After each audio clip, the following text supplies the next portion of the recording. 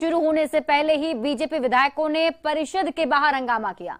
BJP विधायकों ने नारेबाजी की, शिक्षकों को दिए जा रहे अनुदान को वेतनमान करने की मांग की है।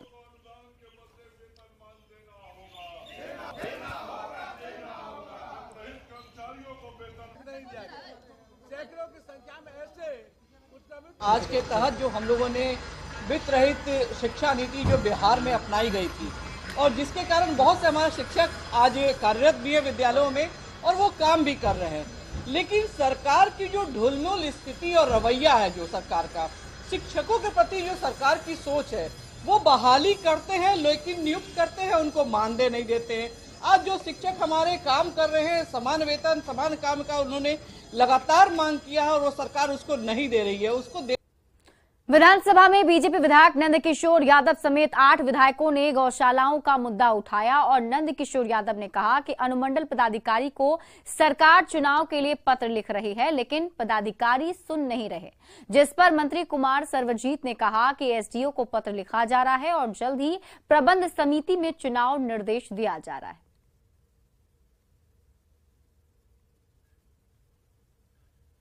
बिहार विधानसभा में बीजेपी विधायक नंदकिशोर यादव ने गौशाला से जुड़े मुद्दे को उठाया, जिस पर सरकार की ओर से माकूल जवाब नहीं मिलने के कारण बीजेपी विधायक पहले वेल में गए और उसके बाद सदन से वॉकआउट कर गए। इधर मीडिया से बात करते हुए नंदकिशोर यादव ने कहा कि बिहार में गौशालाओं की बदहाली के लिए अगर कोई जिम्मेदार है तो वो मुख्यमंत्री नीतीश कुमार है।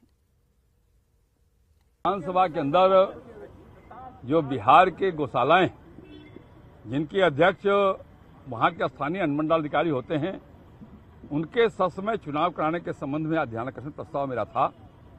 उस प्रस्ताव पर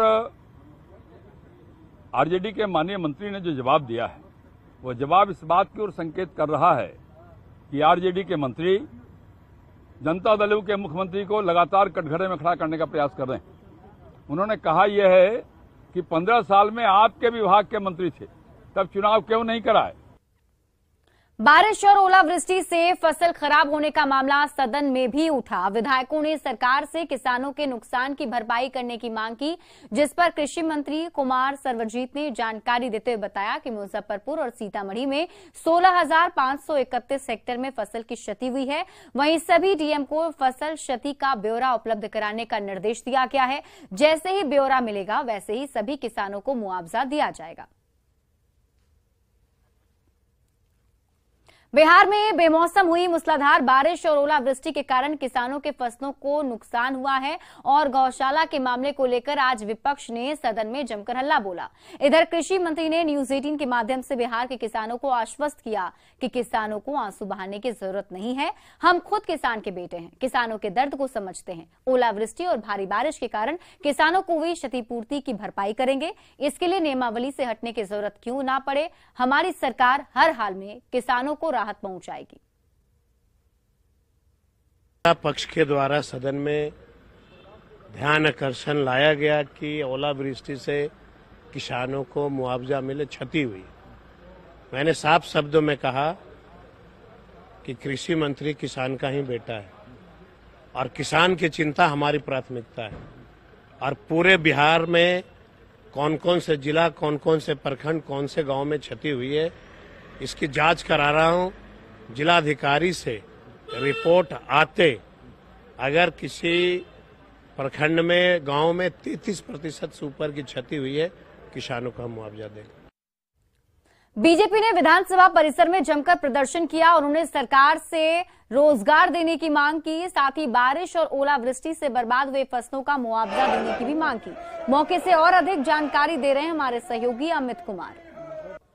बीजेपी विधायकों ने आज एक बार फिर से नेता प्रतिपक्ष के नेतृत्व में सदन के बाहर हल्ला बोला है और जो संविदा कर्मियों को नियमित करने की मांग कर रहे हैं, आंधी बारिश से हुए फसलों की क्षति का मुआवजा देने की मांग कर रहे हैं। कहीं न कहीं कह सकते हैं कि संवेदनशील जो है वो मुद्दे को लेकर के आज बीजेपी के विधायकों ने यहाँ पे हल्ला बोला है और बीजेपी के तमाम विधायक जो हैं वो अपने नेता प्रतिपक्ष जो हैं उनके नेतृत्व में ये हल्ला बोले हैं। बहरहाल देखना होगा कि सरकार जो है इन विधायकों के, बीजेपी के विधायक जो हैं जो यहाँ पे हल्ला बोल रहे हैं, इनकी मांगों पर विचार करती है संविदा कर्मियों को नियमित करती है या नहीं, क्योंकि ये मांग काफी लंबे समय से उठता रहा है। संविदा कर्मी जो है वो भी आंदोलनरत रहे हैं और आंधी बारिश से जो नुकसान हुआ फसलों की, उसकी क्षतिपूर्ति जो है वो सरकार किसानों को करती है या नहीं। कैमरा पर्सन दीपक के साथ अमित कुमार, न्यूज 18 पटना। बीजेपी के विधायक हरिभूषण ठाकुर बचौल ने मुख्यमंत्री नीतीश कुमार को लेकर एक बार फिर से विवादित बयान दिया है। बचौल ने सीएम को मानसिक रूप से कमजोर बताते हुए हेल्थ कार्ड जारी करने को कहा है। निश्चित रूप से कल जिस तरह उन्होंने कहा कि मैं केंद्र में गृह मंत्री था 2 बार और उनको 30 सेकंड लग गया एक क्वेश्चन खोजने में, और कई सार्वजनिक कार्यक्रम में भी उनके विस्मरण का हम लोगों ने देखा है। वो एक चंडाल चौकरी से भी घिरे हुए हैं जनाधारहीन नेता से, तो 13 करोड़ जनता के हित में कहीं कुछ अनर्थ न उनसे करवा ले। मैं हेल्थ कार्ड की मांग करता हूं और उनको संन्यास लेकर वानप्रस्थ जाने की भी मांग करता हूं। बीजेपी विधायक हरिभूषण बचौल के बयान पर जेडीयू ने पलटवार किया है। पार्टी एमएलसी नीरज कुमार ने कहा कि बीजेपी राजनीतिक रूप से बीमार हो गई है। वहीं आरजेडी ने बचौल के बयान पर हमला बोला। और माननीय मुख्यमंत्री नीतीश कुमार जी की जो कार्य संस्कृति रही है, जो भाषा रही है, जो गरिमा रही है, वो देश के अंदर में विमर्श का विषय रहा है। इसलिए ऐसी टिप्पणी जो भारतीय जनता पार्टी के माननीय विधायक करते हैं, तो हम ये तो यह समझते हैं कि भारतीय जनता पार्टी राजनैतिक रूप से बीमार हो चुकी है। अच्छा, जो लोग इस तरह की बात कर रहे हैं उनके बारे में कौन नोटिस कोई लेता है? तो ऐसे लोग कुछ से कुछ बोलते रहते हैं, उनका कोई नोटिस लेने वाला है? और इस तरह का बयान न विधायक उनकी बात को पसंद करता है, न इस तरह का बयान उनका कोई सरकार भरोसा करता है, और न बिहार की जनता। इसे ही बोलते रहते हैं, जो मन में आता है बोलते रहते हैं। ऐसे लोगों को अपनी वाणी पर परहेज करना चाहिए। हमारे नेता और बिहार के मुख्यमंत्री आदरणीय नीतीश कुमार जी पूरी तरह मतलब एकदम फिट हैं, और यही नहीं, अभी तो राज्य का नेतृत्व कर रहे हैं, देश के नेतृत्व करने के लिए भी फिट है। अब बताइए, उनका ही काम रह गया है जनता के सवालों से, और बिहार के जनता के दुखों से उनको कोई मतलब नहीं है। कभी तमिलनाडु के मजदूरों के सवाल पर फिल्म बना करके फर्जी वीडियो जारी करेंगे लोग, कभी अनाप शनाप बयान देंगे लोग। तो ऐसे लोगों को तरजीह ही नहीं देनी चाहिए। बिहार में बढ़ते अपहरण और अपराध के बाद बीजेपी की तरफ से लगातार योगी मॉडल लागू करने की मांग की जा रही है। पूर्व मंत्री प्रेम कुमार ने कहा कि बिहार में बीजेपी की सरकार बनेगी तो यहां योगी मॉडल लागू कर अपराध जड़ से खत्म कर दिया जाएगा। बिहार की जनता दिलाना चाहते हैं कि आने वाले समय में जब बिहार में जनता का आशीर्वाद मिला भी है और आगे भी मिलेगा, और भाजपा की सरकार जब आएगी, बिहार में योगी मॉडल को लागू करके बिहार को अपराध को जड़ समाप्त करके बिहार की जनता को न्याय दिलाने का काम करेंगे। आम जनता पार्टी राष्ट्रीय के राष्ट्रीय अध्यक्ष विद्यापति चंद्रवंशी ने भी राज्य में तेजी से बढ़ती आपराधिक घटनाओं को लेकर बिहार में योगी मॉडल को लागू करने की मांग की है। ज्यादा यदि कहें तो हत्याएं और अपहरण और जितनी घटनाएं होती है, उसमें अगर कहा जाए तो 90 से 95% ये सारी घटनाएं जो है वो अति पिछड़ा समाज के साथ हो रहा है और दलित समाज के साथ हो रहा है। तो आखिर राम राज की परिकल्पना हम कैसे कर सकते हैं?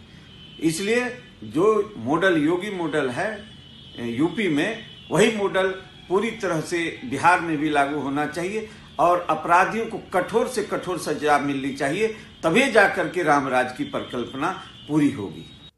और इसी बीच रुख करेंगे बड़ी खबर की। जेडीयू से बड़ी खबर सामने आ रही है, जहां पार्टी पदाधिकारियों के नामों का ऐलान किया गया है। राष्ट्रीय अध्यक्ष ललन सिंह का ऐलान किया गया, मंगनी लाल मंडल को बनाया गया है राष्ट्रीय उपाध्यक्ष। रामनाथ ठाकुर बने हैं पार्टी के जनरल सेक्रेटरी। बिहार सरकार के मंत्री संजय झा फिर बने पार्टी के जनरल सेक्रेटरी। पूर्णिया से लोकसभा सांसद संतोष कुशवाहा जनरल सेक्रेटरी बनाए गए हैं। तो बड़ी खबर आपको बता रहे हैं, जेडीयू से जुड़ी हुई ये बड़ी खबर सामने आ रही है, जिसमें एक बार फिर से पार्टी पदाधिकारियों के नामों का ऐलान किया गया है।